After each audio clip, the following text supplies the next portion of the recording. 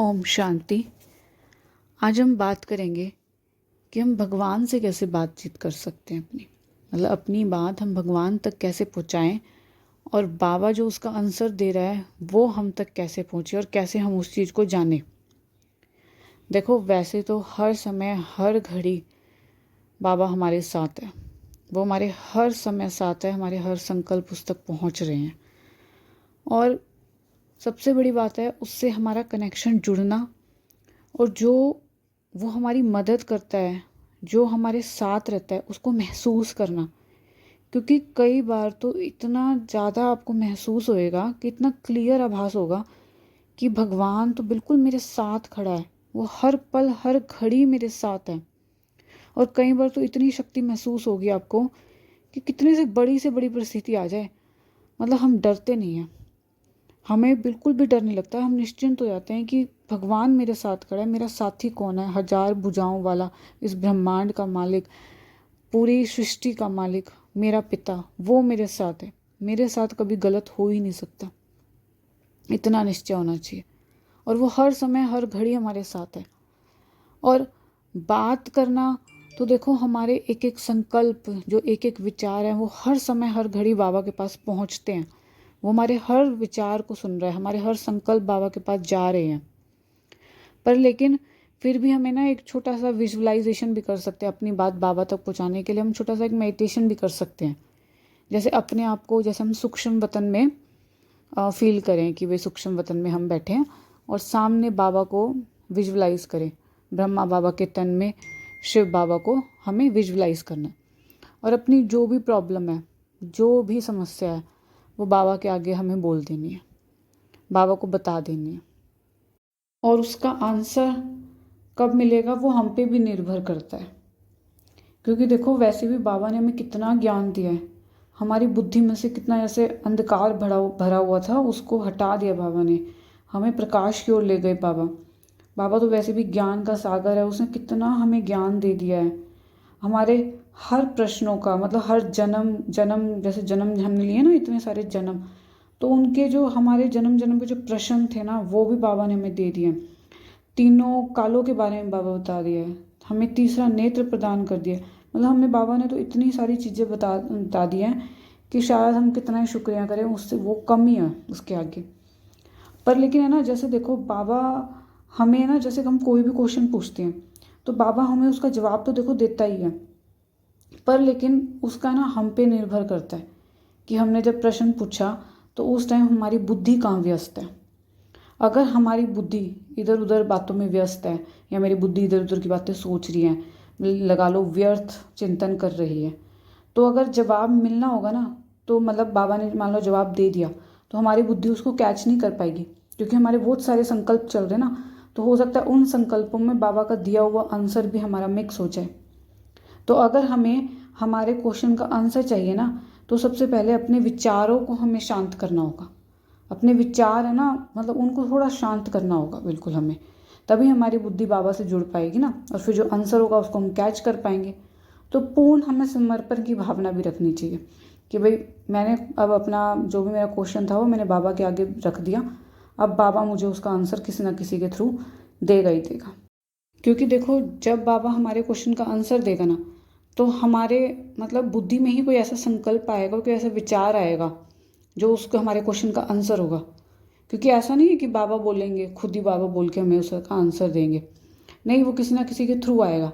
लेकिन जब मेरी मन और बुद्धि डायरेक्ट बाबा से कनेक्ट होती है ना, तो हमें उसका आंसर बाबा देते हैं।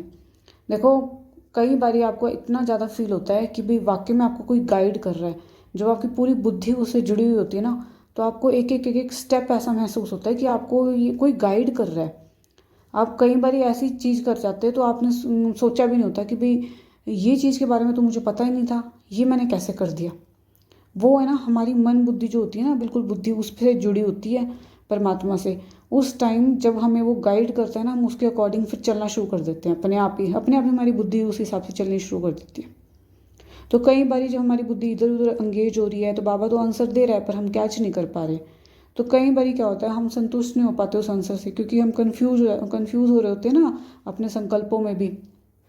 तो बाबा किसी ना किसी थ्रू वो अपने को आंसर देता ही देता है। जैसे कई बार हमने देखा होगा कि मुरली में हमारा आंसर आ जाता है, तो जब भी मुरली सुने थोड़ा सा ध्यान से सुननी चाहिए हमें, क्योंकि जो हमने क्वेश्चन बाबा से पूछा है ना, तो बाबा उसका आंसर है ना मुरली में दे देता है।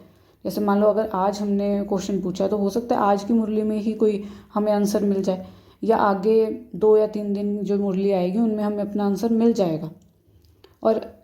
और किस तरह बाबा देता है हमें आंसर, किसी ना किसी के ना मनुष्य के मुंह से वो बात निकलवा देता है, उसका आंसर एज इट इज़ दे देता है बाबा किसी के थ्रू। या कहीं हम जाते हैं या मोबाइल में ही कोई ऐसी मतलब लाइन हमारे आगे आ जाती है कि जैसे हमारे क्वेश्चन का वो आंसर हो, इस तरह हमें आंसर मिल जाता है कई बारी। और कई बारी क्या होता है, हम मेडिटेशन में बैठते हैं ना, तो मेडिटेशन में भी बाबा हमारे क्वेश्चन का आंसर दे देता है। जो हमने क्वेश्चन पूछा होता है ना, बाबा हमें मेडिटेशन के थ्रू भी बहुत बारी उसके आंसर देते हैं। तो इसीलिए ना हमें थोड़ी अटेंशन भी रखनी होगी। अटेंशन किस चीज़ पे, कि मैंने ये क्वेश्चन बाबा से पूछा है तो बाबा तो 101% मुझे इसका आंसर देंगे ही देंगे। तो अब है ना हमें थोड़ी अटेंशन रखनी है अपने आसपास की चीज़ों पे, मुरली पे। जब भी योग में बैठे तो योग में जैसे सुबह बैठ रहे हैं योग में अमृत वेला, तो भी वैसे बाबा को क्वेश्चन का आंसर बाबा दे देते हैं, ठीक है ना। या फिर किसी के थ्रू हमें गिलवा देंगे, कोई ना कोई मनुष्य ऐसे आ जाएगा आपके सामने कि सीधा उसका आंसर है ना जो हमने बाबा से पूछा होगा सीधा उसका आंसर दे देंगे। तो बाबा तो देखो हमें हर समय हर घड़ी हमारे साथ है और वो हर क्वेश्चन का जवाब दे देता है हमारे, पर सिर्फ हमारी बुद्धि पे है कि हम उसको कैच कर पाते हैं नहीं कर पाते। इसीलिए ना हमें ना व्यर्थ नहीं चलाना है। इसलिए बाबा हमेशा मुरली में यही बोलते हैं कि बच्चा अपना बुद्धि योग मुझसे लगा के रखो, क्योंकि अगर हमारा बुद्धि योग इधर उधर होएगा ना, मान लो बाबा को कुछ हमें डायरेक्शन देनी है या बाबा को हमें कोई बात बतानी है, तो अगर हमारा बुद्धि योग इधर उधर है, किसी और हमारे रिश्तों में पड़ा हुआ या कोई बीमारी में है जा रहा है हमारी बुद्धि, तो अगर बाबा है ना उसका आंसर भी हमें दे रहा है ना, तो भी हम उसको कैच नहीं कर पाते हैं। तो इसीलिए इस चीज़ की बहुत ज़्यादा हमें अटेंशन देनी है कि बाबा मेरे क्वेश्चन का आंसर 101% देगा ही देगा। और कई भाई बहनों की ना ये शिकायत भी होती है कि मैं तो बाबा से इतने टाइम से ये क्वेश्चन बोल रहा हूँ, मेरे तो कोई जवाब नहीं मिला, मुझे तो इतने टाइम से तकलीफ़ आ रही है, मुझे इसका कोई जवाब नहीं मिला। देखो बाबा है ना उसका किसी ना किसी थ्रू आपको आंसर देगा, और हो सकता है कभी कोई कहते हैं ना सही समय आने पे सब कुछ सही हो जाता है। तो कई बार है ना क्या होता है, बाबा है ना सही समय का इंतज़ार भी कर रहा होता है, पर लेकिन ऐसा नहीं है कि बाबा साथ नहीं है। वो हर पल हर घड़ी अपने बच्चे के साथ है और हर एक बच्चे के साथ है। मैंने तो इतनी बार अनुभव किया है कि कई बार फंस रहे हो ना किसी चीज़ में, तो बुद्धि में बाबा ऐसे मतलब ऐसे बुद्धि चलाता है ना कई बारी, तो मैं खुद नहीं सोच पाती हूँ कि ये किस तरह हो गया, ये काम मैंने कैसे किया। मतलब कई बार तो मैं सोच ही नहीं पाती हूँ। तो इसलिए बाबा पे पूरा पूरा भरोसा रखो, पूरा, हर समय हर घड़ी अपने बच्चों के साथ है। तो अच्छा जी, ओम शांति।